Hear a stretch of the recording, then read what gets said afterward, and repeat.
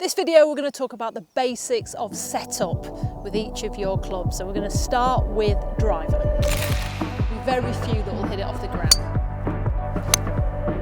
If you're new to the game, this video is for you. It's about setup. We're not moving around, it's can we get the first part of your swing right. Now we can all set up like a professional, and sometimes the most simplest of questions we don't like to ask. And the easiest of things we get wrong because we just bypass them. So this is getting you ready to swing that golf club with your setup. The driver is the deepest face from top to bottom. It's the highest you'll tee up the golf ball as well. You will only really hit the driver off a tee. There'll be very few that will hit it off the ground. So first of all, driver is off a tee, and the height, it needs to be towards the top of that face. So we can see here, it's half and half. So think of it like the world, that golf ball. Below the equator is on the club face, and above the equator sits above that club face. That is because we're going to hit the ball on the up in order to get some launch. You can get yourself a castle tee, try and get yourself the pink castle tee or the orange castle tee. That is what you need for driver. If not, you want to just practice getting that half and half when you're teeing it up. The driver is the longest club in the bag, so you will stand further away from the golf ball. Very easy way to practice this is by putting the club behind the ball, dropping that club, and I want you to stand at the back of the grip. That's the distance you need to be away from the golf ball. Now, many of you might stand a little bit too close to the ball. So you stand too close to the ball and then the bum tilts under and you're standing like this. So when I put you in this position, you'll feel miles away from the golf ball, which is why you need some tilt.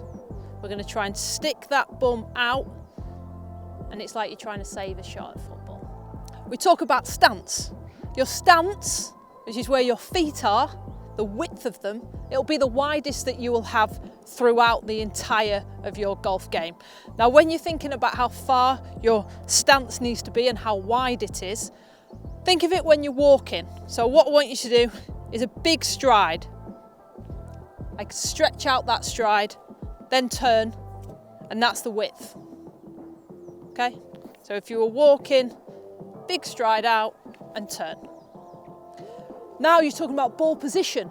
Well, ball position, we spoke about where it needs to be in the depth of the face. It needs to be in the middle of the face. So many golf clubs will have a little logo on the top, or in my case, a pattern. There's your sweet spot. That's where you want to be. And if you're looking at ball position, you want it in the front third of your stance. Ball position there's off the toe. That's too much. It wants to be just inside that front heel. So if we were to drop that down here, it'll be in the front third of my stance. And that is because you want to be hitting it on the upward motion of your swing as you come through the golf ball, not downwards. So put that ball position forward, but not too far forward. And now we're going to look towards the top half, waist up. That ball position is slightly further forward, so this back shoulder can sit slightly lower as well. I mentioned about hitting the ball on the upwards of the swing. This is going to help with those shoulders. Try and have this back shoulder behind. Have it dropped. Don't have it high and up in this way, because that means your shoulders will start aiming open and to the left as well, which is not going to help matters. So try and get this right shoulder lower, relaxed, and almost behind you a little bit at address.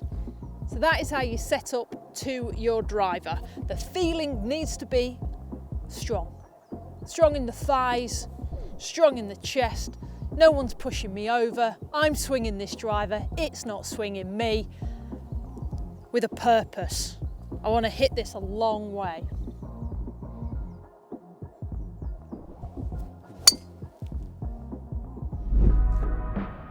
Moving on to Fairway Woods. I'm going to show you this head again. We've got a smaller depth of face, but we've got a huge sole. So when you see this big sole, we've got to start coming into the ball with less divot and have a wider circle. It's going to feel shallower through the ball. Now, how do we do that?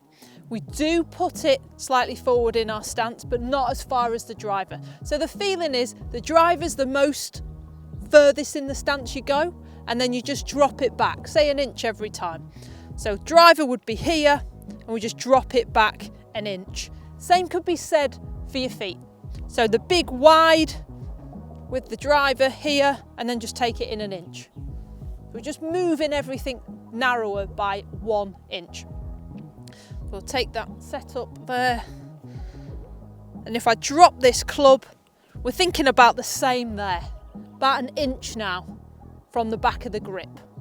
This wood is a 3 wood. 3 woods are very hard to hit off the ground. You need a good lie, which is why when you move to a 7 wood, that'll be the club you feel like you can hit from anywhere. So make sure your lie is good with your 3 wood. Take this setup, start it in the middle of the face, and just feel that swing is shallow, just like with the driver. The driver is the only club you hit on the up motion of the swing. This 3 wood, you'll need to feel like it's slightly on the down, but more neutral. So we're just going to try and keep that club head low through the strike. It won't go as high because it's not off a tee. So expect it to come out lower and running.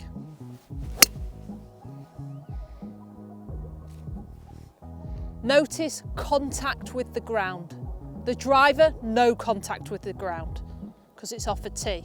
When the ball is sat on the grass, make sure you have contact with the grass. Now moving on to the irons. Many of you will have a pitching wedge to a 4 iron or a pitching wedge to a 6 iron, something like that. So most of your bag will consist of irons. Now looking at this iron here, it's a lot thinner on top than the woods. The sole is considerably smaller, which means we've got to have more of a downward attack, a little bit deeper, rather than shallow like we had with the woods. I'm going to tee this one up just to show you the height that is needed.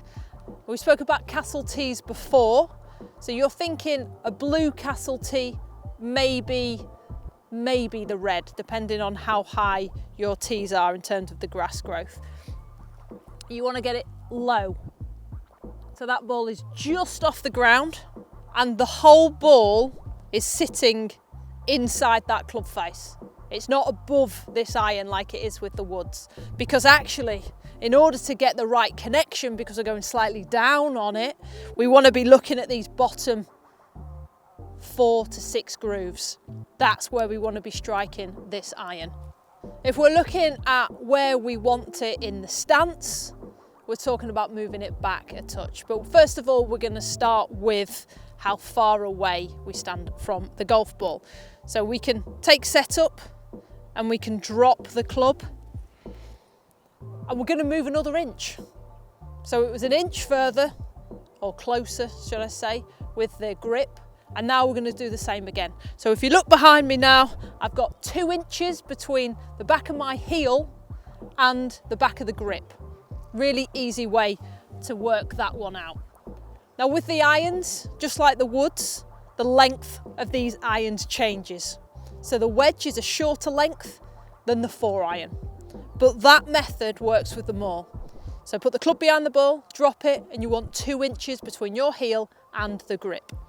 We're going to talk about the width of the stance as well now. So think of it now, the driver was a big wide step. This one is just a normal step. So I'm going to go normal step, turn. So it's a narrower stance with the irons because they are shorter in length. Where you want the ball position, well, if this is middle, you want it slightly forward of middle. So as you move from driver, dum dum dum, all the way down to your wedges, we're moving the ball back in our stance, but it never goes behind middle, never ever. Well, unless you're playing into the wind, but for this video, it's never behind middle. So drop this down, get my 2 inches, great, do my step, and then have it slightly forward of middle. And because that has come back in our stance, we are feeling like we hit slightly more down on it and you're taking some grass. You're going to try and take the grass after the golf ball.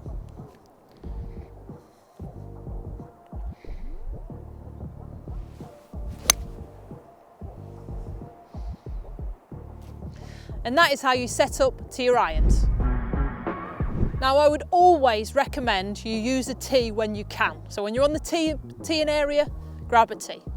But I do want to tell you that if you are on fairways or the ball is on the ground, setup is exactly the same. And also that thought of catching the ground is the same. You want the ball slightly forward of middle in the stance, just a stride apart, 2 inches between the back end of the grip and your heels, and catching ball, then turf.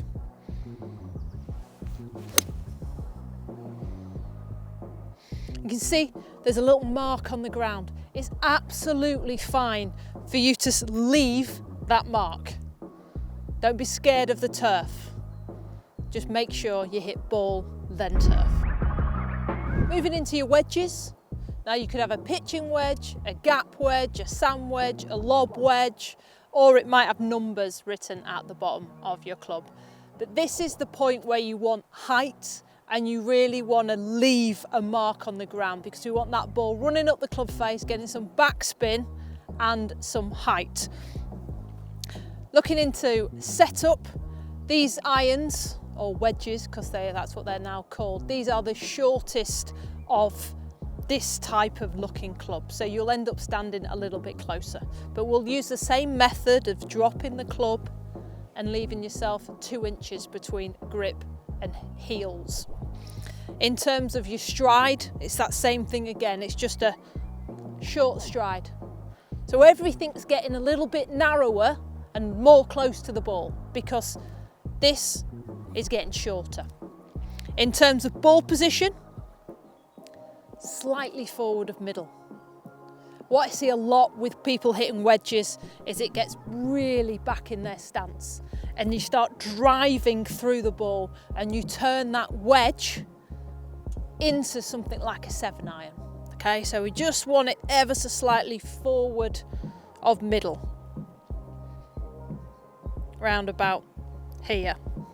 We're looking at your feet, everything feels more narrow. So now you're probably looking at your feet being hip width, when you were taking your driver, they were getting outside your shoulders. Take set up here, everything just a little bit more narrow in the strike, and then you're feeling like you're going to hit down and through. You're going to keep this club down and it stays low for as long as possible, allowing that ball to run up the face.